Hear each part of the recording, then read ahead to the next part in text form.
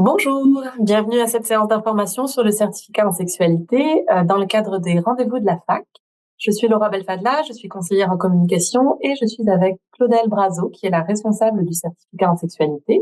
Nous avons la chance et le plaisir d'accueillir aujourd'hui Mélanie Williams, qui est chargée de cours dans le domaine de la sexualité depuis 18 ans et conseillère en apprentissage dans le réseau de la santé. Claudel, en quoi consiste le programme du certificat en sexualité? Quels sont les objectifs du programme? C'est un programme qui est multidisciplinaire. En quoi est-ce un avantage? Oui.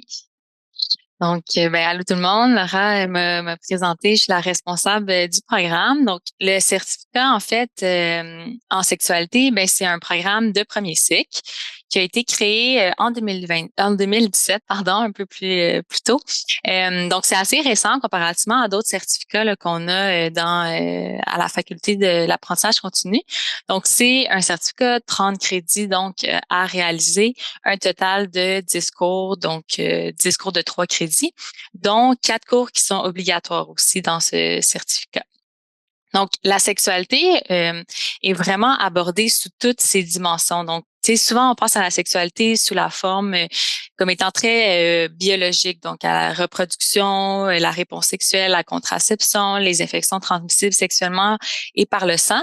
Mais elle a plusieurs autres dimensions, comme vous voyez là sur la petite image que j'ai mise. Donc, il y a par exemple la dimension psychoaffective, donc l'expression des émotions, des désirs, l'identité de la personne aussi, qui inclut l'identité de genre, l'orientation sexuelle, la dimension aussi socioculturelle, donc toutes les normes qui existent en société par rapport à la sexualité. On va parler aussi des dimensions relationnelles, de morale aussi de la sexualité. Donc, c'est vraiment multidimensionnel. Puis, le programme aussi est vraiment axé sur du concret, donc sur l'intervention avec des études de cas qui sont issues en fait des milieux dans lesquels les chargés de cours travaillent là, dans le certificat. Aussi, les objectifs du programme, il y en a plusieurs. Donc, premièrement, de discuter avec aisance et confort de la sexualité. C'est vraiment un objectif qu'on a à travers le programme. Également, d'appliquer une approche biopsychosociale. Donc, la sexualité à travers le programme est vraiment analysée à partir de plusieurs disciplines. Donc, c'est abordé selon une perspective multidisciplinaire. Donc, on peut parler sous la sociologie, par exemple, la psychologie, donc d'autres disciplines aussi. On veut également démontrer des habiletés relationnelles. On veut que vous soyez capable, en fait, de démontrer des habiletés relationnelles, donc dans le cadre d'activités d'intervention ou d'éducation liées à la sexualité. Donc, il y a un cours aussi dans le programme là, qui est dédié vraiment à l'éducation et à la sexualité dans les cours obligatoires. Il y a aussi plusieurs facteurs donc individuels, sociétaux, qui influencent les croyances, en fait, nos croyances, nos perceptions, nos attitudes, nos comportements liés à la sexualité. Donc, on veut, à travers le programme, que vous appreniez à les distinguer. C'est aussi important d'apprendre la collaboration avec les autres personnes intervenantes avec qui vous allez peut-être être amené à travailler. Donc, on veut travailler justement, quand on va référer, par exemple, à d'autres professionnels. À qui s'adresse ce programme? En fait, c'est aux professionnels dans le milieu de l'intervention qui souhaitent être davantage à l'aise d'aborder le sujet de la sexualité avec leur clientèle, par exemple.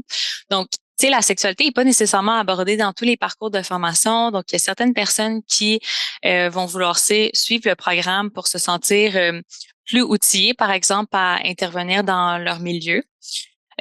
Ça s'adresse aussi aux étudiants, étudiantes qui détiennent un diplôme d'études collégiales, donc technique. Donc, par exemple, les personnes qui ont un DEC technique en travail social, en éducation spécialisée, en criminologie, qui viennent chercher une formation aussi complémentaire dans le certificat en sexologie. Et il y a beaucoup de personnes aussi qui sont en quête d'un baccalauréat par cumul. Donc, on va en parler un peu plus tard. C'est quoi un baccalauréat par cumul? Puis le programme en sexualité peut vraiment être une composante intéressante dans le cadre de ce baccalauréat-là. Et il s'adresse aussi à plus encore. Donc, il y a des personnes, par exemple, qui vont le suivre, qui sont en réorientation de carrière ou qui veulent simplement en apprendre plus sur la sexualité. Mais c'est sûr que c'est ça, c'est vraiment pertinent, en fait, de se former dans tout ce qui est trait à la sexualité parce que c'est un sujet qui est vraiment au cœur des interventions, qui touche aux relations, à l'identité, à la confiance en soi. Donc, c'est des sujets qui reviennent vraiment dans les n'importe quelle intervention qu'on va faire. Donc, c'est très riche comme formation. Donc, c'est une nouveauté dès l'automne 2026. Donc, on va avoir la possibilité de faire un cheminement 100% en ligne. Donc, il va y avoir quand même certains cours qui vont rester en présentiel, mais les cours obligatoires, par exemple, vont être offerts au minimum là, un trimestre par année en ligne. Donc, ça va vraiment être possible de suivre un cheminement 100% en ligne. C'est vraiment une nouveauté. On avait une grande demande à ce niveau-là. Puis, en fait, il y a deux modalités d'enseignement en ligne que j'aimerais préciser là avec vous parce que ça peut être un peu mélangeant. Donc, il y a le mode synchrone. C'est des cours, en fait, qui sont, on appelle présentiels à distance. Donc, avec un horaire. Donc, c'est des évaluations en ligne, les cours sont en ligne, mais vous devez être disponible, en fait, aux plages horaires de ces cours. Donc, il y a une personne enseignante qui va être là en temps réel, par exemple, de 18h30 à 21h30 les jeudis soirs, si c'est l'horaire déterminé. Il y a ce genre de cours-là dans le certificat, mais il y a aussi des cours qui sont en mode asynchrone, donc on appelle des cours sans horaire. Euh, c'est des cours, en fait, que vous pouvez suivre à votre rythme, donc tout en respectant certaines périodes d'évaluation, certaines échéances, mais il y a pas d'horaire, il y a quand même une chargée de cours là, qui est là qui est disponible pour répondre à vos questions. Mélanie va vous en parler prochainement, mais il n'y a pas un horaire précis là, à suivre à chaque semaine. Puis il y a également, comme j'ai dit plus tôt, là, vous avez quand même la possibilité de suivre certains cours en présentiel si c'est ce que vous souhaitez. Et les cours qui sont avec un horaire là, dans le programme, donc en présentiel ou en présentiel à distance, en synchrone, bien, ils sont offerts le soir, donc 18h30 à 21h30 ou la fin de semaine. Donc, souvent les samedis et dimanches, une fin de semaine sur deux pendant 6 semaines. Donc, de 8h30 à 17h. Je m'appelle Mélanie Williams. Je suis chargée de cours au certificat en sexualité depuis sa création. Je donne le cours développement sexuel et affectif. J'ai une maîtrise en sexologie, profil à intervention, recherche. Je suis chargée de cours dans le domaine de la sexualité depuis maintenant 18 ans. Ça paraît pas trop, j'imagine. Mais depuis maintenant 18 ans, mais à travers tout ça, là, être chargée de cours, là, c'est pas un travail non plus à temps plein. Fait qu'à travers tout ça, j'ai donné des cours d'éducation à la sexualité aussi dans les écoles secondaires là, pour les élèves de secondaire 1 à 5.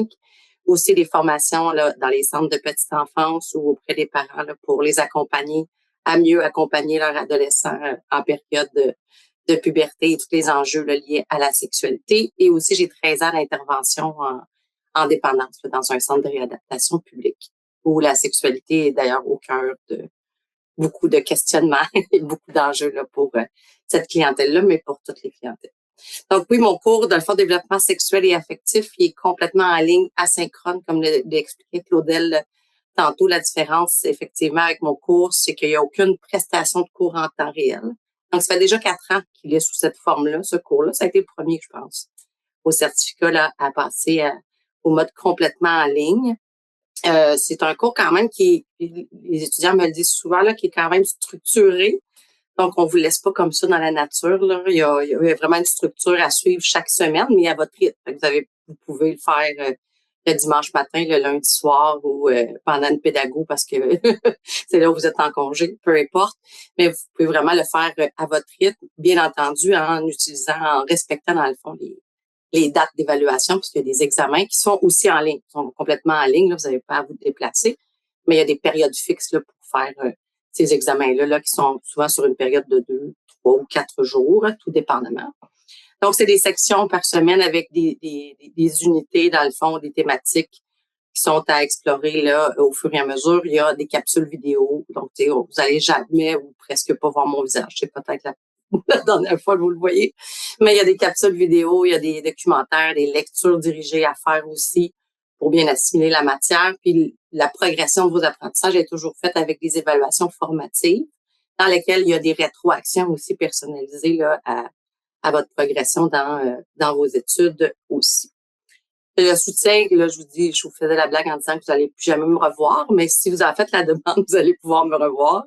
Mais dans ce sens où tu sais, comme vous allez pas me voir en temps réel, mais tu sais, je communique avec les étudiants toutes les semaines. Je vous donne des rétroactions, de l'encadrement aussi en virtuel, là, si besoin. Aussi des rétroactions, comme je le disais, personnalisées aussi sur les examens. Aussi, je fais pas juste vous donner une note, là. Je vous donne aussi une rétroaction pour vous aider à mieux orienter vos études par la suite. Donc, en général, c'est un cours qui est apprécié justement pour sa flexibilité, sa latitude, mais aussi tout ce qui est dans l'application concrète là aussi du développement, des enjeux du développement dans l'intervention en sexualité. Ouais. Merci. Qui sont les étudiants dans ton cours, les étudiants et les étudiantes? Qu'est-ce que ça leur apporte de se former en sexualité professionnellement et personnellement? En fait, je prends le temps quand même de vous découvrir, justement, là, même si c'est en ligne. Fait que, les étudiants vont me dire d'où ils viennent, quelles sont leurs motivations à suivre ce cours-là ou à s'inscrire au certificat. J'ai beaucoup d'étudiants qui sont déjà des intervenants de terrain, que ce soit puis de toute clientèle, là, que ce soit dans les centres de jeunesse auprès des adolescents, dans les centres de petite enfance ou dans les résidences pour personnes âgées, parce que c'est ce qui surprend souvent les étudiants. Les personnes âgées ont encore une sexualité. C'est pas eux à l'être. Mais, dans le fond, des gens, souvent dans le milieu professionnel, qui sont confrontés au quotidien, là, dans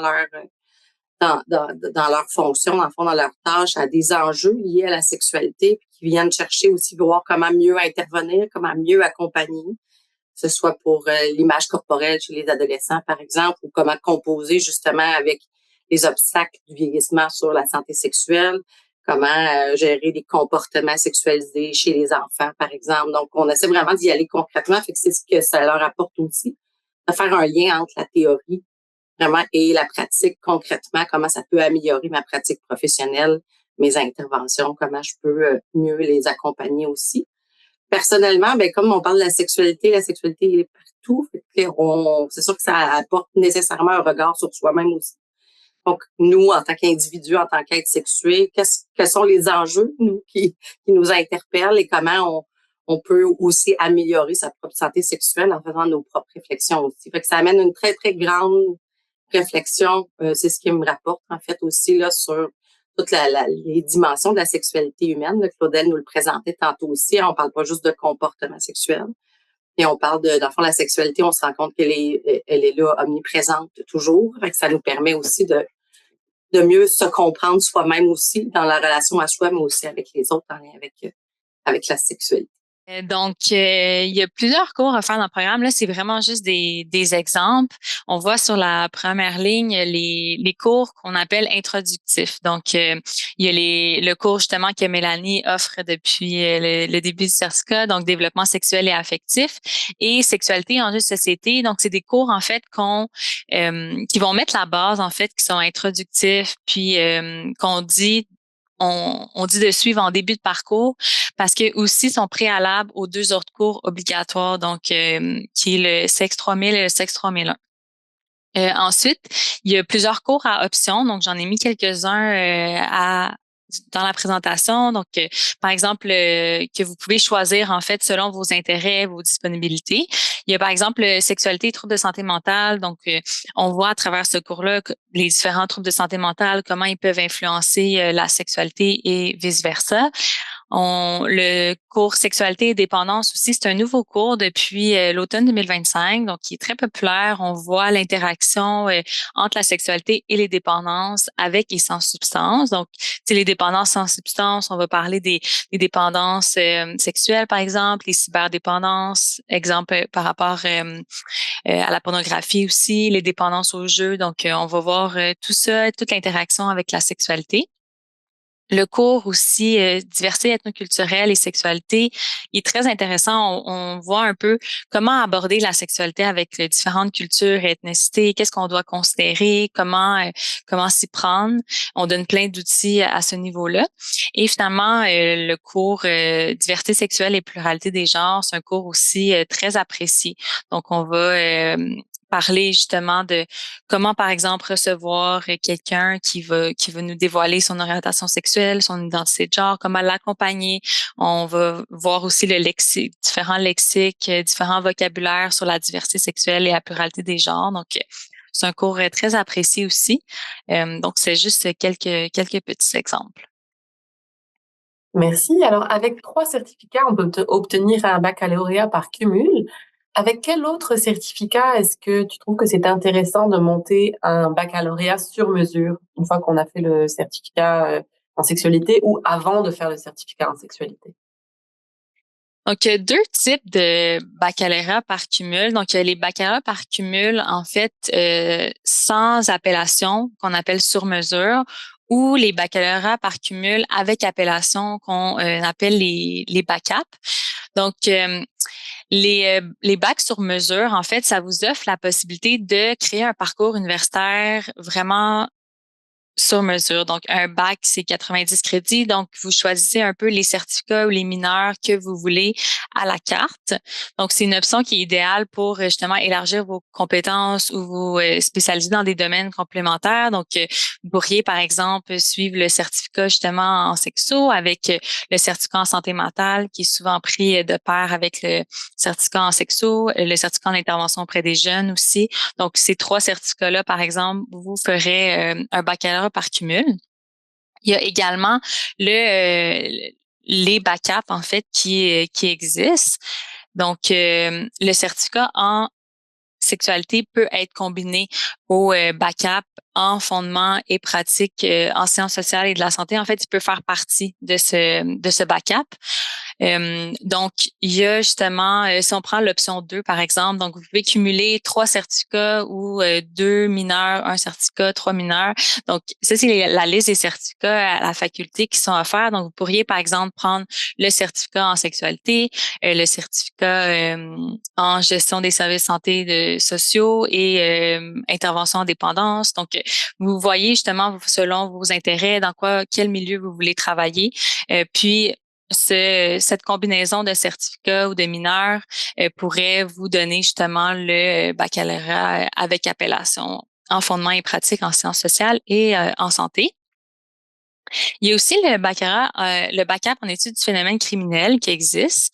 Donc, pour ce BACAP, vous êtes obligé quand même de suivre une formation en criminologie. Donc, soit la majeure en criminologie ou le certificat en criminologie avec le certificat en victimologie. Ensuite, vous pouvez choisir justement le certificat en sexualité. Ça vous donne ce backup-là. Puis c'est intéressant de savoir que il peut, en fait, il mène à l'ordre des criminologues ce backup-là avec certaines conditions, certains cours que vous devez suivre là en particulier. Mais c'est quelque chose qui peut être intéressant si c'est un domaine qui vous intéresse. Donc, on dit toujours que le bagage académique et professionnel antérieur est important, mais il y a quand même, je vais vous donner quand même quelques exemples de milieux dans lesquels les personnes diplômées du certificat travaillent. Donc, on parle des services sociaux, par exemple, et de santé, milieu hospitalier, le milieu carcéral, les organismes communautaires qui engagent beaucoup, les établissements d'enseignement. Donc, c'est quelques exemples. Donc, c'est important de savoir que le certificat ne donne pas accès au titre professionnel de sexologue. Donc, on peut pas faire partie de l'ordre des sexologues, mais ça renforce beaucoup votre profil. Ça peut permettre de se démarquer dans votre milieu ou dans un milieu futur, de se voir attribuer, par exemple, des dossiers de nature sexologique. Aussi, comme je viens de dire, le baccalauréat par cumul, d'avoir le certificat en sexualité au sein du baccalauréat par cumul, ça peut être très pertinent. C'est recherché aussi dans les milieux. On voit également des personnes qui ont déjà un bac, par exemple, en travail social ou en psychologie, qui viennent suivre le programme en sexo pour avoir plus de compétences, connaissances en sexologie pour leur travail. Il existe aussi dans le réseau de la santé des postes d'agents de relations humaines, donc ARH qu'on appelle, qui engagent beaucoup là, selon si vous avez complété un baccalauréat en sciences humaines, donc par exemple un bac par cumul ou un bac en psychologie ou autre. Donc, vous pouvez avoir accès à ce type d'emploi-là. Donc, c'est une formation très transversale, en fait.